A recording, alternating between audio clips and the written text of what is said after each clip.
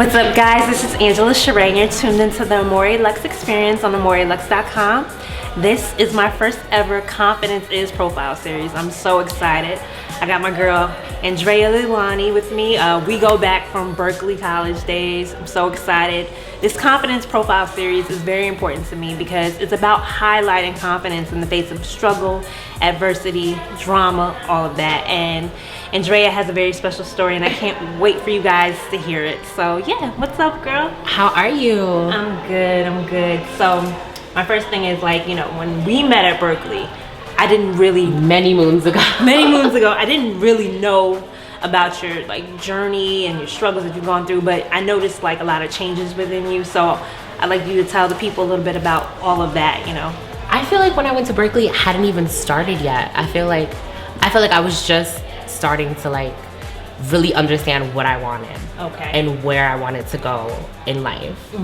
And I was like, it's like now or never kind of thing. Yeah. So when I met you, you weren't this beautiful, amazing woman you are today. So how did we get from there? Oh God, I was such a shy, timid. Oh, I remember. Those are the days. I feel like I was a lot quieter back then too. Definitely. Like I was a lot quieter back then. I feel like the fact that I had my family behind me 100%, and they were like super supportive, meant a lot. I feel like I wouldn't be where I am today if it wasn't for my family. Okay. You know, if it wasn't for the love of both of my parents. Right. And being so accepting. Accepting of what exactly? That's right. No, accepting of my transition. Okay. Like, when you have a kid and like the baby's in the womb, it's one of those things where it's like, I'm gonna love this child, and you know, I'm gonna be there for it 100%, but it's not always like that when you transition, you know, and it's not always like that when you change genders. Exactly. You know, sometimes your parents don't accept it, or your family doesn't accept it. And it was one of those scenarios where I was very fortunate enough to still have my family with me during my transition, you know, and through all the hardships and doctor's appointments and legal things, it was just like to still have them there with me 100%. It was like why I am where I am today. Okay, so let's like rewind. What was the moment where you were like, okay, the body I'm in does not represent who I am, who I feel I am inside as a person? Like, take me back to that time. What were you going through mentally? You know what I mean? What was like, was there a defining moment? Was it a set of events that led you to be like, okay, I have to live in my truth? I think there was honestly like a few of them. Like, I remember being really young and playing with a Barbie and I was brushing her hair. And I remember like getting in trouble for it. And I was like, what do you mean I can't play with a Barbie? Like, everyone else is playing with Barbies, and they're like, but you can't play with Barbies. And I was like, well, that's not fair. Like, how does that make sense? And I remember one of my defining moments for sure was I used to write poetry. Okay. And it was something that was like a relief for me. And I started writing poetry, I want to say like 4th or 5th grade. And I remember writing poetry in 7th grade, and all of my poetry was from a female standpoint because I identify as female. Right. And I remember one of my teachers reading it and being like, this doesn't make any sense. I'm like, what do you mean? Like, what do you mean it doesn't make any sense? Were you using like gender specific pronouns and things like that? In my poetry, yes, I was. Okay. So it was like, well, this is from a female standpoint, and you're not. And I'm like, who are you to tell me that I'm not a female? And I remember being so defiant in like who I was, even in 7th grade, being like, wow, well, no, this is my standpoint. Like, this is how I write.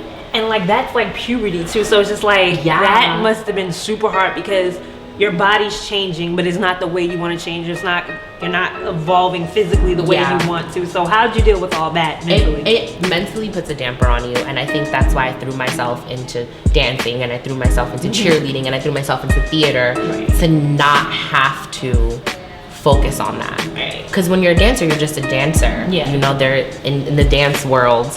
You know, if we're doing a whole choreo set and I have 15 dancers, I have 15 dancers, despite male or female. Exactly. So dancing was that one thing for me where I knew I could excel in just being a dancer. I just got to be a dancer.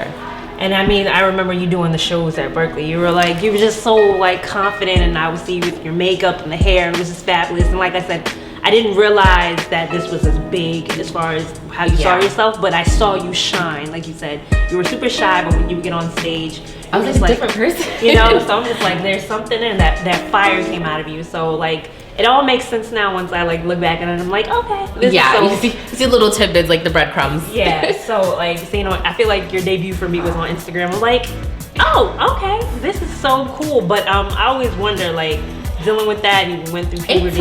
It took a lot, honestly. At a certain point, I feel like for like 6 to 9 months, I almost felt like I was living a double life. Right. I would like go to work and go to school, and I was just like, you know, just like this little skinny Spanish boy, you know. And then I would go out at night with my friends, or I would go hang out with my friends, and I got to have like my long flowy hair, and I got to like do my makeup and like wear pretty dresses and stuff. And it was things that I was told I wasn't allowed to do in my day-to-day life.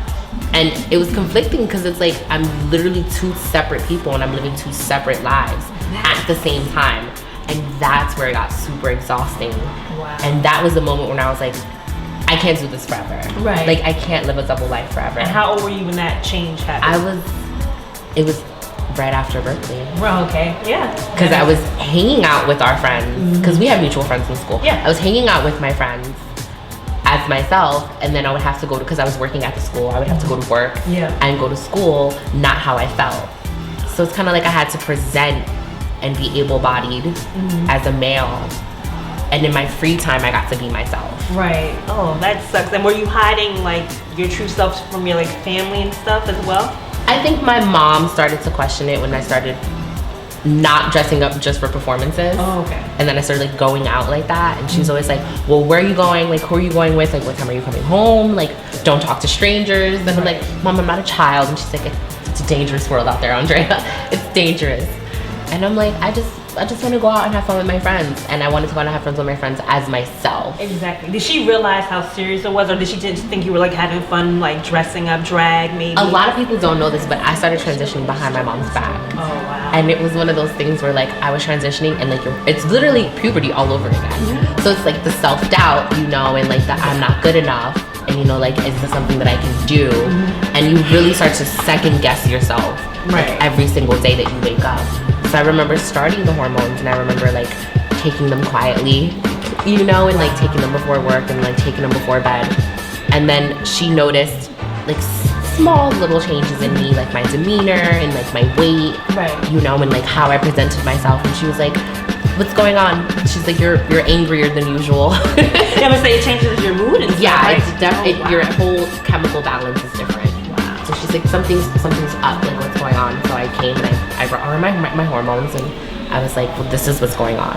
So is that like coming out in a way? Like, it's because like, you know, I always hear about like gay and lesbians when they have their like coming out of the closet. So is it the same for transgender individuals? Oh yeah, of course. I mean, I came out 3 times. So I mean, like, well, realistically, when you're young, you know, and I know a lot of my friends did this, when you're young, you kind of combat the like, oh, like this person's gay. You combat that and you're like, well, no, I'm bisexual. And in reality, you're not. But you know, like I have a bunch of bisexual friends, but that was something that I used as a deflective like statement. Right. You know, because in fact, I wasn't bisexual, you know, and then I came out as gay and I was like, well, you know, that doesn't really make sense either.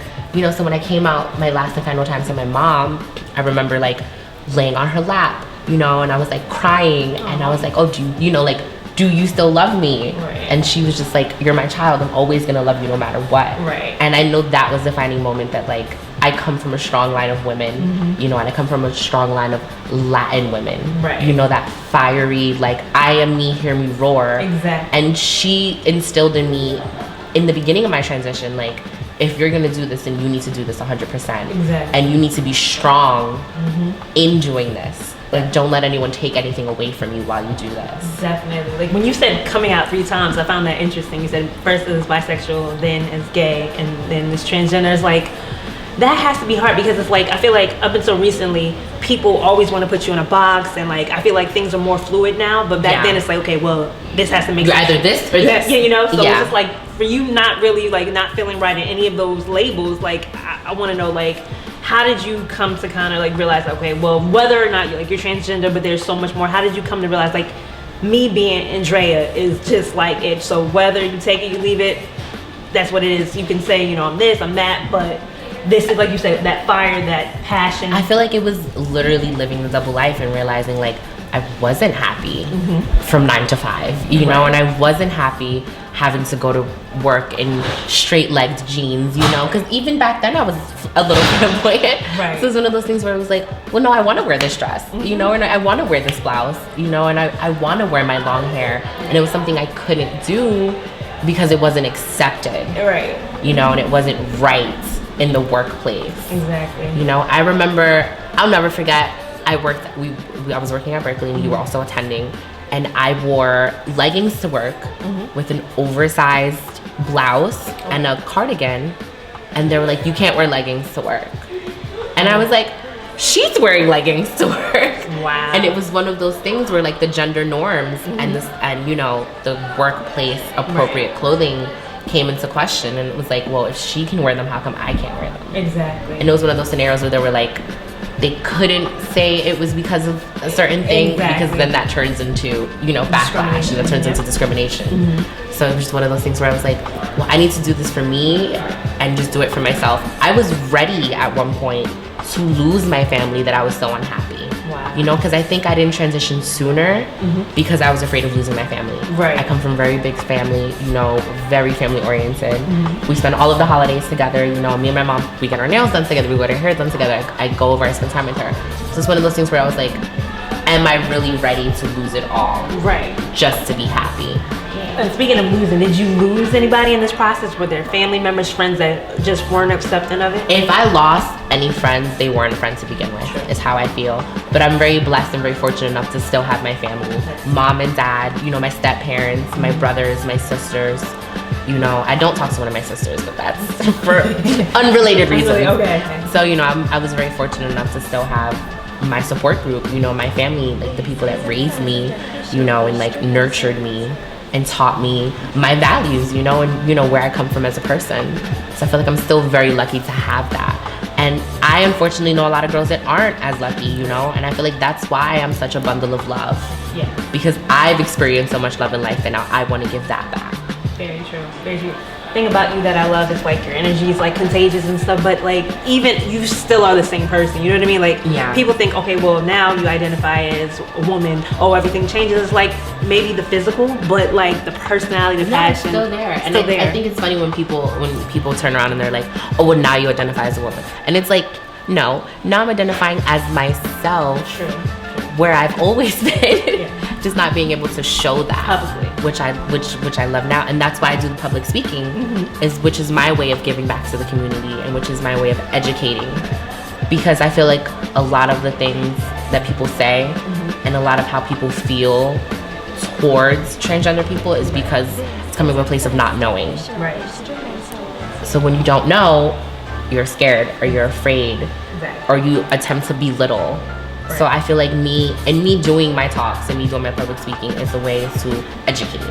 What's the biggest misconception when you talk to people? Like, what do they have? Like, what is the image they have of transgender individuals that you kind of have to say, like, oh no, that's not like that? Like, the whole like predator bathroom thing. Oh yeah. Like, you know, along the lines of that, or along the lines of like, you're a man trying to be a woman, and it's like, no, I mean, clearly I'm a woman. Like, clearly.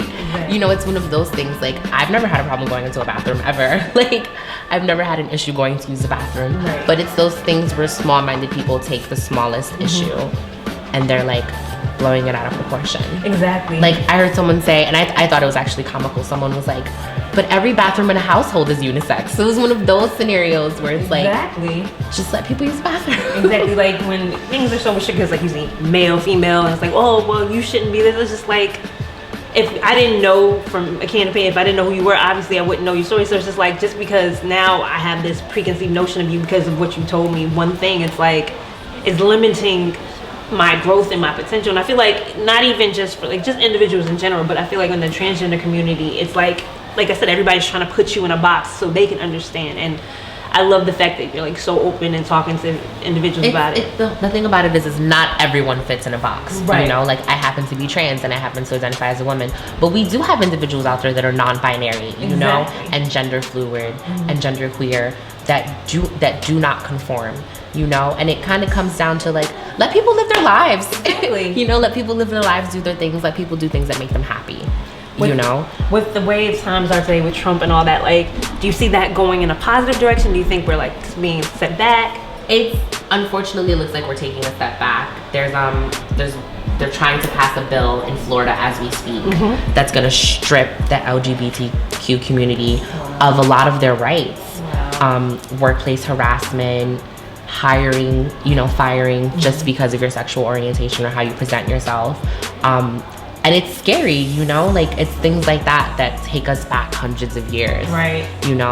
Because we're 2019. Exactly. But when my grandmother was born, they were still separating us by color. Exactly. And like we were the Hispanics, and like African Americans could only eat here, and white people could only eat here. So it was one of those things where it was like we forget that sometimes our history could repeat itself. It can. And it wasn't that long ago that we were sitting on separate sides of the table, Exactly. I mean, if people are still alive today that can remember those times, people getting lynched, and even like during like the 70s and stuff with like feminists and women's rights and stuff like that, and the Stone Riot movement happened in the 70s, by Marsha P. Johnson, a trans woman, standing up and saying we won't be abused by the police any longer. We won't have you guys come into our safe spaces, and degrade us and demean us and put harm on us.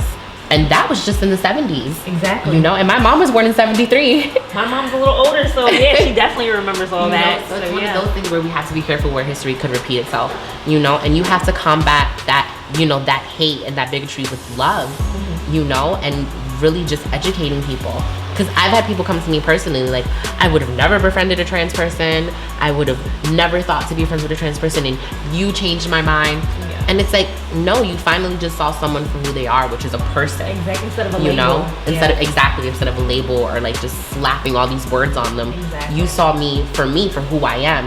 And that's why you're able to accept me, and that's why you're able to see me for who I am. Exactly. Like, I'll be honest, like I consider myself very open, like I don't try to like put people in boxes or labels, but I never met a transgender individual. So like even before we started talking again, seeing you online, I was just like, just you living your life, just being who you are has been an inspiration for me. So I'm like very, very happy that you get to live in your truth, and you get to be the person that everybody that was close to you already knew, you know what I mean? So yeah, I'm like so excited for what you have going on and things. Like I know you're speaking at Berkeley. Yeah, no, I'm still doing Berkeley, which is super fun. One of our professors, Melissa, she's shout out to Professor Varall. Shout out to Professor Varall. She's amazing. She literally was like the driving force, and like, I want you to come and tell your story. And I was like, I don't know if people are gonna, want to hear that, and I don't know if people are gonna be into that. And she was like, trust me, come, and I went that one time, and I was like, okay, this is like nerve-wracking. She did like a luncheon, there was like breakfast, and everything. And I went and I was like, oh, this is pretty cool. Right. And then I did it another time, and I was like, all right, I think I can get into this. And then like the last time I did it, I was like, oh, I'm like really enjoying this. So I think it's just my way of giving back. And when I do my talks, I always do my talks from a place of like, the main focus of it is not the fact that I'm trans. Right. The main focus is I had so many people telling me I couldn't do something and that I shouldn't do something. And I did it anyway. Exactly. And I've never been happier. So when I do my talks, it's a way of saying all the odds were against me. Right. And all of the advice, because it wasn't really advice, but all of the advice I was getting was to not do something that ultimately would make me happy. Right. And where I could flourish in life. And sometimes you do have those people, friends or otherwise, that are guiding you in the wrong direction or guiding you away from happiness. Exactly. And I feel like my talks are a way of telling everybody, you can do what you want to do because you want to do it. Exactly. And ultimately do what makes you happy. So the fact that I'm trans just happens to be a part of the conversation. Right. But really the basis of it is like, do everything in your power to make yourself happy and to live the best life that you can live. I always say be the best version of yourself that you can live. So be better. Yeah. I want to know, can you give our viewers like some tips, like where to find out information more on like, how to help the LGBTQ community and Change.org is amazing. Okay. Human rights campaign. All right. Literally one of the first places, especially like back then, was one of the first groundbreaking websites. For you? For me, for LGBTQ youth, for trans youth. What's the whole phrase? Because I thought it was like LGBTQIA. Yes. Okay, so originally, way back when, it was LGBT. Right. So lesbian, gay, bisexual, transgender. Right. Now it's LGBTQ, which is questioning, I, which is intersex, and A, which is asexual. Okay. Yeah, I remember saying that. I'm like, I didn't know what all the letters It's a little bit of a tongue twister, and I happen to talk fast. So for me, it's always like LGBTQIA. Yeah. Okay, cool. Yeah. You're hitting all the points. Okay, yeah, exactly. I want to make sure everybody's included. So I like to end the series with one statement. Confidence is blank. What is confidence to you? Confidence to me is being bold. Is being centered in who you are as a person. To be unapologetic, to be fierce, to be who you are 100% of the time. Confidence is to be yourself. Be the best version of yourself. All you can be. Exactly, yes. I'm so excited. This is my first ever confidence profile series. I want to thank Andrea Leilani. Thank you. I'm so proud of you and everything you're doing. Thank you. Make sure you follow her on Twitter, Instagram, Facebook at... Oh, my Facebook handle, which is for my public speaking, is at the Andrea Leilani. And then my Instagram is _word_is_bon, B-O-N. Nice. All right. Make sure you check her out. Follow me on Instagram, AmoreLux_, and always at AmoreLux.com. What's up? This is Angela Shireen. You're tuned into the Amore Luxe experience on AmoreLux.com. Love and live luxuriously.